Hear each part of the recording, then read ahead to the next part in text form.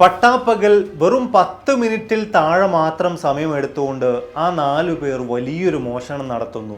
ഫ്രാൻസിനെ ഒന്നടങ്കം പിടിച്ചു കുലുക്കിയ ഒരു മോഷണം. അതിലൂടെ അവർ കവർന്നെടുത്തത് 900 കോടി രൂപ മൂല്യം വരുന്ന വ്യത്യസ്ത വസ്തുക്കളും. സിനിമയെ വെല്ലുന്ന ഈ സംഭവം നടക്കുന്നത് ഇക്കഴിഞ്ഞ മാസത്തിലായിരുന്നു. ഞാൻ നിങ്ങളെ സ്വാഗതം ചെയ്യുന്നത് ഫ്രാൻസിലെ ലോവർ മ്യൂസിയത്തിൽ നടന്ന മോഷണത്തിൻ്റെ യഥാർത്ഥ സംഭവകഥയിലേക്കാണ്. Welcome back to F world. അഫ്ലു ഹിയർ.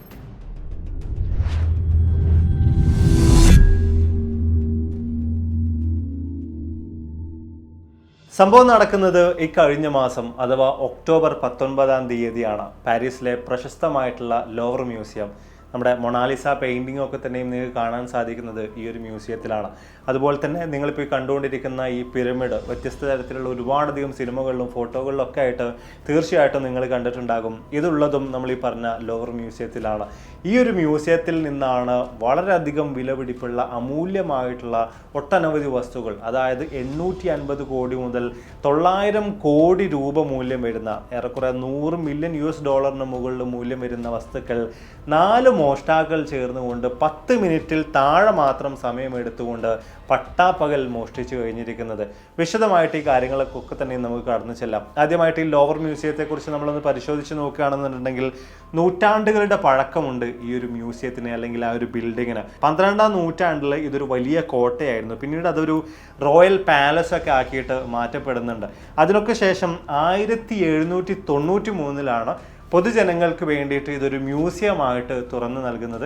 വ്യത്യസ്ത തരത്തിലുള്ള ഒരുപാടധികം അമൂല്യമായിട്ടുള്ള വസ്തുക്കളൊക്കെ തന്നെയും അവിടെ പ്രദർശനത്തിന് ആളുകൾക്കൊക്കെ തന്നെയും വന്ന് കാണാൻ വേണ്ടി, എക്സ്പീരിയൻസ് ചെയ്യാൻ വേണ്ടിയിട്ടൊക്കെ തന്നെയും വെക്കുന്നത്. അതായത് മറ്റൊരു രീതിയിൽ നോക്കുകയാണെങ്കിൽ ലോകത്തിൽ തന്നെ ഏറ്റവും പഴക്കമേറിയിട്ടുള്ള മ്യൂസിയങ്ങളിൽപ്പെട്ട ഒന്നാണ് നമ്മൾ ഈ പറഞ്ഞ ലോവർ മ്യൂസിയം.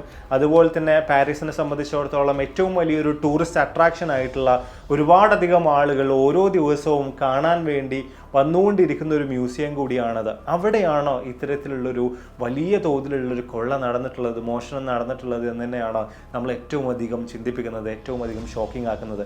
അതിൻ്റെ മറ്റൊരു കാരണം എന്ന് പറയുന്നത് ഇത്ര അധികം ഇമ്പോർട്ടൻ്റ് ആയിട്ടുള്ള ഒരു മ്യൂസിയം ആണ് എന്നതുകൊണ്ട് തന്നെ അതീവ സുരക്ഷകളെല്ലാം തന്നെ ഇവിടെ സജ്ജീകരിച്ച് വെച്ചിട്ടുണ്ടായിരുന്നു. അതിനെയും മറികടന്നുകൊണ്ടാണ് പട്ടാപ്പകൽ ഈ പറഞ്ഞ 10 മിനിറ്റിൽ താഴെ മാത്രം സമയം എടുത്തുകൊണ്ട് ഇവർ ഈ ഒരു കുറ്റകൃത്യം ചെയ്തു കഴിഞ്ഞിട്ടുള്ളത്. മാത്രമല്ല ഇത്രയധികം സുരക്ഷ ഇവിടെ കൂട്ടാനുണ്ടായ ഒരു കാരണം എന്ന് പറയുന്നത് മൊണാലിസ പെയിന്റിംഗ് പണ്ടൊരിക്കെ, അതായത് 1911 കളവ് പോയി എന്ന് തന്നെയാണ്. 2 വർഷം സമയം എടുത്തുകൊണ്ടാണ് പിന്നീട് അത് റിക്കവർ ചെയ്യുന്നത്. അതുകൊണ്ടൊക്കെ തന്നെയും വളരെയധികം ടൈറ്റ് ആയിട്ടുള്ള സുരക്ഷ തന്നെയാണ് ലോവർ മ്യൂസിയത്തിൽ അധികൃതർ ഒരുക്കിയിട്ടുണ്ടായിരുന്നത്. മാത്രമല്ല ഈ ലോവർ മ്യൂസിയത്തെ സംബന്ധിച്ചിടത്തോളം അവിടെ ഏറ്റവും അധികം മൂല്യമുള്ള ഫ്രാൻസുമായി ബന്ധപ്പെട്ട വ്യത്യസ്ത രാജാക്കളുമായി ബന്ധപ്പെട്ട റോയൽ ജ്വൽസ് ഒക്കെ തന്നെയും സജ്ജീകരിച്ചു വെച്ചിട്ടുണ്ടായിരുന്നത് അവരുടെ അപ്പോളോ എന്ന് പറയുന്ന ഫസ്റ്റ് ഫ്ലോറിലുള്ള ഗാലറിയിലാണ്. അവിടെ നിന്നാണ് ഇപ്പോൾ മോഷണം നടന്നിട്ടുള്ളത്. ഇനി എങ്ങനെ ഈ സുരക്ഷകളെ എല്ലാം ഭേദിച്ചുകൊണ്ട് 4 പേർ ഈ ഒരു മോഷണം നടത്തിയെന്ന കാര്യത്തെക്കുറിച്ച് വിശദമായ രീതിയിൽ തന്നെ നമുക്ക് പരിശോധിക്കാം. ഒക്ടോബർ 19-ാം തീയതി രാവിലെ 9:30 ആകുമ്പോൾ, അതായത് മ്യൂസിയം ഓപ്പൺ ചെയ്ത് അരമണിക്കൂറിനുള്ളിൽ മ്യൂസിയത്തിൻ്റെ ഒരു വശത്ത് ഒരു കൺസ്ട്രക്ഷൻ ലിഫ്റ്റ് വന്ന് നിൽക്കുകയാണ്. 4 ആളുകളുമുണ്ട് അതിനൊപ്പം. ഈ 4 ആളുകളും ധരിച്ചിട്ടുണ്ടായിരുന്ന വസ്ത്രം എന്ന് പറയുന്നത് കൺസ്ട്രക്ഷൻ വർക്കേഴ്സ് ധരിക്കുന്നത് പോലുള്ള വസ്ത്രമാണ്. അതായത് ഒരു മെയിൻ്റനൻസിൻ്റെ ഭാഗമായിട്ടുള്ള ചില പ്രക്രിയകളെല്ലാം ചെയ്യുകയാണ് എന്ന് പുറത്ത് നിന്ന് ആര് നോക്കുമ്പോഴും ഇവരെ കണ്ടു കഴിഞ്ഞാൽ വിചാരിക്കുന്നത് മ്യൂസിയത്തിൻ്റെ മെയിൻ്റനൻസുമായി ബന്ധപ്പെട്ട് എന്തൊക്കെയോ കാര്യങ്ങൾ ചെയ്യാൻ വേണ്ടി വന്നിട്ടുള്ള ആളുകളാണ് എന്ന രീതിയിലാണ്. അതിനുശേഷം ഇവർ ചെയ്തൊരു കാര്യം, ഈ കൺസ്ട്രക്ഷൻ ലിഫ്റ്റിൽ കയറി നിന്നുകൊണ്ട് അത് ഉയർത്തിയിട്ട് ഫസ്റ്റ് ഫ്ലോറിലേക്ക്, അതായത് നമ്മൾ ഈ പറഞ്ഞ അപ്പോളോ ഗാലറിയുടെ ഭാഗത്തേക്ക് ആ ലിഫ്റ്റിനെ സജ്ജീകരിക്കുകയും അതിനുശേഷം ഈ അപ്പോളോ ഗാലറിയുടെ വിൻഡോ കട്ടിംഗ് മെഷീൻ ഉപയോഗിച്ചുകൊണ്ട്, അതും വളരെ വേഗതയിൽ കറങ്ങുന്ന ഹൈ RPM-ലുള്ള കട്ടിംഗ് മെഷീൻ ഉപയോഗിച്ചുകൊണ്ട് കട്ട് ചെയ്തതിനു ശേഷം ഇവർ ഈ അപ്പോളോ ഗാലറിയുടെ അകത്തേക്ക് പ്രവേശിക്കുകയാണ്. ഈ സമയത്തൊന്നും സെക്യൂരിറ്റി സിസ്റ്റം ഒന്നും ട്രിഗർ ആയിട്ടുണ്ടായിരുന്നില്ല, അലാം മറ്റു കാര്യങ്ങളൊന്നും മുഴങ്ങിയിട്ടുണ്ടായിരുന്നില്ല. ഇവരടുത്തതായിട്ട് ചെയ്തിട്ടുണ്ടായിരുന്നത് നേരെ ഈ ആഭരണങ്ങളും മറ്റുമൊക്കെ വെച്ചിട്ടുള്ള ഭാഗത്തേക്ക് കയറി ചെല്ലുക എന്നതാണ്. അവിടെയും റീഇൻഫോഴ്സ്ഡ് ആയിട്ടുള്ള പ്രത്യേക തരത്തിലുള്ള ചില്ലുകൂടുകളിൽ തന്നെയാണ് ഈ ആഭരണങ്ങളെല്ലാം വെച്ചിട്ടുണ്ടായിരുന്നത്. കയ്യിൽ കരുതിയിട്ടുണ്ടായിരുന്ന പ്രത്യേകതരം ആയുധങ്ങൾ ഉപയോഗിച്ചുകൊണ്ട് അതൊക്കെ തന്നെയും തകർത്തതിന് ശേഷമാണ് ഈ മോഷ്ടാക്കളായിട്ടുള്ള ആളുകൾ അവിടെ നിന്നും വ്യത്യസ്ത ആഭരണങ്ങളൊക്കെ തന്നെയും കൈക്കലാക്കുന്നത്. ഇങ്ങനെ ഇത്തരത്തിൽ ഈ സുരക്ഷാ കവചങ്ങളൊക്കെ തന്നെയും തകർക്കുന്ന അവസരത്തിൽ മാത്രമാണ് സെക്യൂരിറ്റി സിസ്റ്റം ട്രിഗർ ആവുന്നത്, അല്ലെങ്കിൽ അലാം മറ്റു കാര്യങ്ങളൊക്കെ തന്നെയും മുഴങ്ങുന്നത്. സെക്യൂരിറ്റികളൊക്കെ തന്നെയും ഇത്രയും പെട്ടെന്ന് തന്നെ ഈ ഒരു അപ്പോളോ ഗാലറിയിലേക്ക് ഇരച്ചെത്തുന്നുണ്ട്.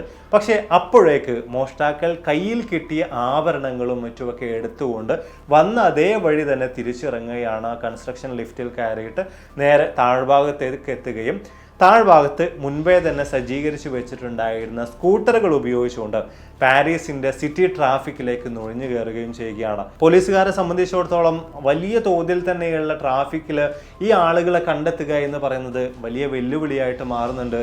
എങ്കിൽ കൂടെയും പോലീസുകാർ ഇവരെ പിടികൂടാൻ വേണ്ടി പരമാവധി ശ്രമങ്ങൾ നടത്തുന്നുണ്ട്. പക്ഷേ അതൊക്കെ തന്നെയും പരാജയത്തിലാണ് ഏറ്റവും അവസാനം ചെന്നെത്തിയിട്ടുണ്ടായിരുന്നത്. ഈ ഒരു 10 മിനിറ്റിൽ താഴെ മാത്രം സമയമെടുത്ത് ഫ്രാൻസിന്റെ ചരിത്രത്തിലെ ഏറ്റവും വലിയൊരു മോഷണം തന്നെ നടത്തിയ ആ 4 പ്രതികളെയും ആ 4 മോഷ്ടാക്കളെയും പോലീസുകാർക്ക് പിടികൂടാൻ സാധിക്കാതെ പോവുകയാണ്. ഇനി എന്തെല്ലാം കാര്യങ്ങളാണ് ഇവരിവിടെ നിന്നും മോഷ്ടിച്ചു കൊണ്ടുപോയത് എന്നതിൻ്റെ കണക്കുകൾ നമുക്കൊന്ന് പരിശോധിക്കാം. ഒന്നാമതായിട്ട് എംപ്രസ് മാരി ലൂയിസിൻ്റെ emerald tiara and matching earrings ആണ്. അതായത് നെപ്പോളിയൻ്റെ സെക്കൻഡ് വൈഫായിരുന്നു ഇവരുടെ ഒരു ആഭരണമാണ് ഒന്നാമതായിട്ട് മോഷണം പോയിട്ടുള്ളത്. രണ്ടാമതായിട്ട് വരുന്നത് ക്യൂൻ മേരി അമേലിയയുടെ സഫയർ ബ്രൂച്ച് ആൻഡ് നെക്ലേസ് ആണ്. സഫയർ സ്റ്റോൺസ് ഒക്കെ തന്നെയും പതിപ്പിച്ച വളരെയധികം അമൂല്യമായിട്ടുള്ള വിലപിടിപ്പുള്ള ഒന്ന് തന്നെയായിരുന്നു ഇത്. മൂന്നാമതായിട്ട് ക്യൂൻ ഹോട്ടീൻസിൻ്റെ സഫയർ ഡയമണ്ട് ആൻഡ് എമറാൾഡ് സ്യൂട്ടാണ്. ഒരു 3 പീസ് ജ്വല്ലറി സെറ്റ് ആയിരുന്നു ഇത്. നാലാമതായിട്ട് എംപ്രസ് വിഗ്ഗിൻ്റെ ഹിസ്റ്റോറിക് ക്രൗൺ ആണ് മോഷണം പോയിട്ടുള്ളത്. അഞ്ചാമതായിട്ട് പേളൻ ഡയമണ്ട് ബ്രൂച്ച്. ഇങ്ങനെ തുടങ്ങിയിട്ട് 8ഓളം വരുന്ന വസ്തുക്കളാണ് ഈ 4 മോഷ്ടാക്കൾ ചേർന്നുകൊണ്ട് അവിടെ നിന്നും മോഷ്ടിച്ചെടുത്തിട്ടുണ്ടായിരുന്നത്. കൂട്ടത്തിൽ ഇവർ രക്ഷപ്പെടുന്നതിൻ്റെ ഇടയിൽ ഇവരുടെ കയ്യിൽ നിന്നും ഒരു ക്രൗണ് മാത്രം താഴെ വീണ് റിക്കവർ ചെയ്തെടുക്കാൻ വേണ്ടിയിട്ട് അധികൃതർക്ക് സാധിച്ചിട്ടുണ്ടായിരുന്നു. ഇനി ഈ ക്രൗണിൻ്റെ കാര്യം മാത്രം പരിശോധിക്കുകയാണെങ്കിൽ സ്വർണത്തിൽ തീർത്തിട്ടുള്ള ഈ ക്രൗണിൽ ഉണ്ടായിരുന്നത് ഏറെക്കുറെ 1354 ഡയമണ്ടുകളും 56 എമറാൾഡുമാണ്. അപ്പം ഇവിടെ നിന്ന് മോഷണം പോയിട്ടുള്ള ഈ വസ്തുക്കളുടെ മൂല്യം എത്രത്തോളം അമൂല്യമായിട്ടുള്ള വസ്തുവകകളാണ്, ജ്വൽസ് ആണ് ഇവിടെ നിന്ന് മോഷണം പോയിട്ടുള്ളത് എന്നൊരു കാര്യം ഇതിൽ നിന്ന് തന്നെ തീർച്ചയായിട്ടും നിങ്ങൾക്ക് മനസ്സിലാക്കാൻ സാധിക്കുന്നുണ്ടാവും. ഒരു എസ്റ്റിമേഷൻ എടുത്ത് നോക്കുമ്പോൾ ഏറെക്കുറെ 103 മില്യൺ US അഥവാ കൺവേർട്ട് ചെയ്ത് വരുമ്പോൾ ഏറെക്കുറെ 850 മുതൽ 900 കോടി രൂപ വില മതിക്കുന്ന വസ്തുക്കളാണ് ഇവിടെ നിന്നും മോഷ്ടാക്കൾ അപഹരിച്ചിട്ടുള്ളത്, കവർന്നെടുത്തിട്ടുള്ളത്. ഇനി എങ്ങനെ ഇവർക്ക് ഇവിടെ ഇത്തരം ഒരു കുറ്റകൃത്യം ചെയ്യാൻ സാധിച്ചു? അതും അതീവ സുരക്ഷിതമായിട്ടുള്ള ഈ മേഖലയിൽ എങ്ങനെയാണ് ഇവർ ഇത്തരം ഒരു പരിപാടി ഒപ്പിച്ചത്? അതും പട്ടാപ്പകൽ എങ്ങനെയാണ് ഇവർ ചെയ്തതെന്ന കാര്യത്തെക്കുറിച്ച് നമുക്ക് നോക്കാം. ഈ സമയം വളരെയധികം ക്രൂഷ്യലാണ്. നമുക്ക് മനസ്സിലാക്കാൻ സാധിക്കുന്നത് ഈ സെക്യൂരിറ്റി ഗാർഡിൻ്റെ ഒക്കെ തന്നെയും ഷിഫ്റ്റുകൾ മാറുന്ന, അതുപോലെ തന്നെ അവരുടെ പൊസിഷൻസ് മറ്റൊക്കെ ചേഞ്ച് ചെയ്യുന്നൊരു സമയമാണത്. അപ്പം അതുകൊണ്ട് തന്നെ ഈ ഒരു സമയം തിരഞ്ഞെടുത്തുകൊണ്ട് കൃത്യമായ രീതിയിൽ തന്നെ പെട്ടെന്ന് ഈ ഒരു മോഷണം നടത്താൻ വേണ്ടി മോഷ്ടാക്കൾക്ക് സാധിച്ചിട്ടുണ്ടായിരുന്നു. ഇനി രണ്ടാമത്തെ ഒരു കാര്യം ഇവിടുത്തെ സെക്യൂരിറ്റി സിസ്റ്റവുമായി ബന്ധപ്പെട്ടതാണ്.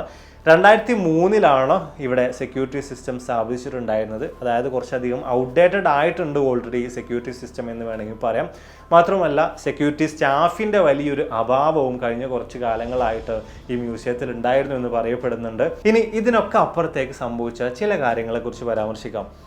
ഈ സെക്യൂരിറ്റി ക്യാമറകളുടെ ഫൂട്ടേജുകൾ എടുത്ത് പരിശോധിച്ച് നോക്കുന്ന അവസരത്തിൽ പുറത്തുള്ള ഒരൊറ്റ ക്യാമറയിൽ പോലും ഈ ആളുകൾ ഈ കൺസ്ട്രക്ഷൻ ലിഫ്റ്റ് ഉപയോഗിച്ചുകൊണ്ട് മുകളിലേക്ക് കയറുന്ന ഫുട്ടേജ് ഒന്നും തന്നെ കിട്ടിയിട്ടില്ല. അതായത് കൃത്യമായ രീതിയിൽ തന്നെ ബ്ലൈൻഡ് സ്പോട്ട് മനസ്സിലാക്കിയിട്ടാണ് ഈ ഒരു കുറ്റകൃത്യം ചെയ്തിട്ടുള്ളത് എന്ന് ചുരുക്കം. മാത്രമല്ല ഇനി അകത്തെ ക്യാമറകളുടെ കാര്യത്തിലേക്ക് വരുമ്പോൾ അവിടെ ഉണ്ടായിരുന്ന ഒരു ക്യാമറയുടെ ഡയറക്ഷൻ പൂർണ്ണമായിട്ടും തിരിച്ചു വെച്ച അവസ്ഥയിലായിരുന്നു. അതായത് നമ്മളിപ്പോൾ പറഞ്ഞ അപ്പോളോ ഗാലറിയുടെ അകത്തുണ്ടായിരുന്ന ക്യാമറ മറ്റൊരു ഡയറക്ഷനിലേക്ക് തിരിച്ചു വെച്ച അവസ്ഥയിലായിരുന്നു. അതുകൊണ്ടൊക്കെ തന്നെയും സെക്യൂരിറ്റി ക്യാമറകളിലൊന്നും തന്നെ കൂടുതൽ അകപ്പെടാതെ സുരക്ഷാ ക്രമീകരണങ്ങളെയൊക്കെ തന്നെയും മറികടന്നുകൊണ്ട് അകത്തേക്ക് കയറി പറ്റാൻ വേണ്ടി ഈ മോഷ്ടാക്കൾക്ക് വളരെ വേഗത്തിൽ സാധിച്ചു. ഇതിൽ നിന്ന് നമുക്ക് എന്താണ് മനസ്സിലാക്കാൻ സാധിക്കുന്നത്? വളരെ കൃത്യമായ രീതിയിൽ ഈ മ്യൂസിയത്തെക്കുറിച്ചും ഇവിടുത്തെ സെക്യൂരിറ്റി സിസ്റ്റങ്ങളെക്കുറിച്ചും ഒക്കെ തന്നെയും അറിയുന്ന ആരൊക്കെയോ ഈ ഒരു കുറ്റകൃത്യത്തിന് പുറകിൽ പ്രവർത്തിച്ചിട്ടുണ്ട് എന്നതിലേക്ക് തന്നെയാണ് ഈ കാര്യങ്ങൾ വിരൽ ചൂണ്ടുന്നത്. മാത്രമല്ല 2014 തന്നെ ഫ്രാൻസിലെ നാഷണൽ സൈബർ സെക്യൂരിറ്റി ഏജൻസി ഒരു മുന്നറിയിപ്പ് നൽകിയിട്ടുണ്ടായിരുന്നു, മ്യൂസിയത്തിന് ഒരുപാട് തരത്തിലുള്ള സുരക്ഷാ പാളിച്ചകൾ ഉണ്ട് എന്ന് പറഞ്ഞിട്ട്. പക്ഷേ അവിടെയൊന്നും വേണ്ട രീതിയിലുള്ള നടപടിക്രമങ്ങൾ ഗുണങ്ങളൊന്നും തന്നെ സുരക്ഷയുടെ ഭാഗമായിട്ട് മ്യൂസിയം അധികൃതർ കൈക്കൊണ്ടില്ല. അതിനാലാണ് ഇത്തരത്തിൽ വലിയ തോതിലുള്ള ഒരു മോഷണം അവിടെ നടന്നിട്ടുള്ളത് എന്നതാണ് വലിയ തോതിൽ ഉയർന്നു വരുന്ന വാദങ്ങൾ. അപ്പോൾ എന്തായാലും നമ്മൾ വീഡിയോസോടെ വൈൻഡപ്പ് ചെയ്യാണ്. വീഡിയോ തീർച്ചയായിട്ടും നിങ്ങൾക്ക് വളരെയധികം ഇൻട്രസ്റ്റിംഗ് ആയിട്ടുണ്ടാകുമെന്ന് വിചാരിക്കുന്നു. സാധാരണഗതിയിൽ എപ്പോഴും നമ്മൾ പറയാറുള്ളത് മോഷ്ടാക്കളെയൊക്കെ തന്നെയും പിടികൂടിയിട്ടുള്ള ചില കേസുകളാണ്. പക്ഷേ ഇവിടെ നമ്മൾ നോക്കുമ്പോൾ ഈ മോഷ്ടാക്കളെ ഇതുവരെയും പിടികൂടാൻ സാധിച്ചിട്ടില്ല. ഫ്രഞ്ച് പോലീസ് ആണെങ്കിലും അതുപോലെ തന്നെ ഇന്റർപോൾ ആണെങ്കിലും ഒക്കെ തന്നെയും തകൃതിയായ നിലയിൽ തന്നെ ഈ മോഷ്ടാക്കൾക്ക് വേണ്ടിയിട്ടുള്ള അന്വേഷണങ്ങളിലാണ്. പക്ഷേ വല വിരിച്ചിട്ട് പോലും അവരെ പിടികൂടാൻ കഴിയാത്ത അവസ്ഥയിലൂടെ തന്നെയാണ് ഇപ്പോൾ അവർ കടന്നുപോയിക്കൊണ്ടിരിക്കുന്നത്. ഇതിന് പുറകിൽ പ്രവർത്തിച്ചിട്ടുള്ള മാസ്റ്റർ ബ്രെയിൻ ആരാണ് എന്ന കാര്യത്തെക്കുറിച്ചൊക്കെ തന്നെ അവർ ഉറ്റുനോക്കിക്കൊണ്ടിരിക്കുകയാണ്. ഇവിടെ സസ്പെക്റ്റുകളായിട്ടുള്ള ചില ആളുകളെ ഇതിനോടകം പോലീസുകാർക്ക് അറസ്റ്റ് ചെയ്യാൻ സാധിച്ചിട്ടുണ്ട്. കൂടുതൽ തെളിവുകൾ അവർ ശേഖരിച്ചു വന്നുകൊണ്ടിരിക്കുന്നുണ്ട്. പക്ഷേ കൃത്യമായിട്ട് കുറ്റവാളികളിലേക്ക് എത്തിച്ചേരാനോ മോഷണം പോയിട്ടുള്ള വസ്തുക്കളൊക്കെ തന്നെയും തിരിച്ചെടുക്കാനോ ഒന്നും തന്നെ പോലീസുകാർക്ക് ഇതുവരെയും സാധിച്ചിട്ടില്ല. ഒരുപക്ഷെ മറ്റു യൂറോപ്യൻ കൺട്രികളിലേക്കൊക്കെ തന്നെയും ഇവിടുന്ന് മോഷ്ടിക്കപ്പെട്ടിട്ടുള്ള വസ്തുക്കൾ എത്തിയിട്ടുണ്ടാകാം. അതിൽ നിന്നുള്ള പല ഭാഗങ്ങളായിട്ട് തിരിച്ചുകൊണ്ട് എത്തിയിട്ടുണ്ടാകാം. ചില ക്രിമിനൽ ഓർഗനൈസേഷൻസിൻ്റെ കയ്യിലേക്ക് എത്തിയിട്ടുണ്ടാകാം എന്ന് തുടങ്ങിയിട്ടുള്ള ഒരുപാട് തരത്തിലുള്ള അനുമാനങ്ങളും ഇതുമായി ബന്ധപ്പെട്ടുകൊണ്ട് ഉയർന്നു വരുന്നുണ്ട്. ഒരുപക്ഷെ വളരെയധികം സ്ട്രക്ചേർഡ് ആയിട്ടുള്ള രീതിയിൽ കാലങ്ങളോളം പ്ലാൻ ചെയ്ത് എക്സിക്യൂട്ട് ചെയ്തിട്ടുള്ള ഒരു വലിയൊരു ക്രൈം സിൻഡിക്കേറ്റിൻ്റെ ഒരു ക്രൈം ആയിരിക്കാം ഇത്. അതല്ല എങ്കിൽ യങ്സ്റ്റേഴ്സ് ആയിട്ടുള്ള ആളുകൾ തന്നെ ഒരു ചലഞ്ച് എന്നോണം ചെയ്ത ഒരു പ്രക്രിയ ആകാനുമുള്ള സാധ്യതകളുണ്ട്. ഇത്രയും കാര്യങ്ങളെല്ലാം കേട്ടതിന് ശേഷം നിങ്ങൾക്ക് എന്ത് തോന്നുന്നു? വളരെയധികം പ്ലാൻഡ് ആയിട്ട് ഒരു വലിയൊരു ക്രിമിനൽ സിൻഡിക്കേറ്റ് തന്നെ അല്ലെങ്കിൽ ഒരു ക്രിമിനൽ ഗ്യാങ് തന്നെ നടത്തിയിട്ടുള്ള ഒരു പ്രവൃത്തിയായിരിക്കുമോ ഇത്? അതല്ല എങ്കിൽ ഒരു ചലഞ്ച് എന്നോണം യങ്സ്റ്റേഴ്സ് ആയിട്ടുള്ള ആളുകൾ നടത്തിയിട്ടുള്ള ഒരു കുറ്റകൃത്യമായിരിക്കുമോ ഇത്? നിങ്ങളുടെ അഭിപ്രായങ്ങൾ തീർച്ചയായിട്ടും താഴ്ന്ന് രേഖപ്പെടുത്താൻ മറക്കരുത്. അപ്പോൾ ഇതിൽ നല്ല ഒരുപാട് വീഡിയോസുകളുമായിട്ട് കണ്ടുമുട്ടാവുന്ന പ്രതീക്ഷയോടെ ബൈ.